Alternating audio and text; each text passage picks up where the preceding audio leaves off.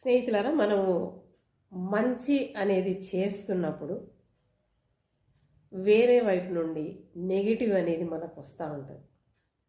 అలాంటి సందర్భాల్లో చాలా కృంగిపోతాం కదా. ఏంటి, నేను చేసేది మంచి, ఎందుకు ఈ నెగటివ్, నాకే ఎందుకు ఇలా కావాలి, ఎందుకు అర్థం చేసుకోరు, ఇలా అనేకమైన ప్రశ్నలు మనకు వస్తూ ఉంటాయి. ఈ ప్రశ్నలతో పాటు మన మనసు కృంగిపోతూ ఉంటుంది.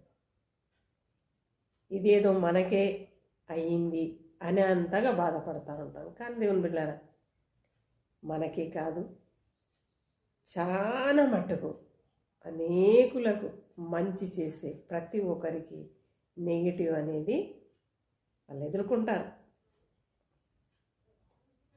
మానవులే కాదు, దేవుడే ఎదుర్కొన్నాడు నెగిటివిటీని. మనము ఎంత ఆలోచించాలి దేవుని బిడ్డలారా, మనసును కృంగదీసుకోకూడదు.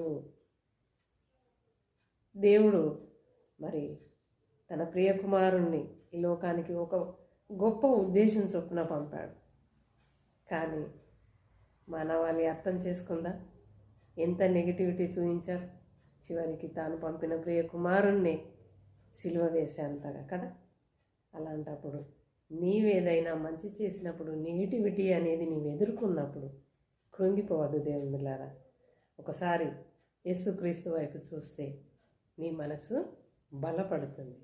అలాంటి ప్రయత్నం చేద్దామా? ఆమేన్.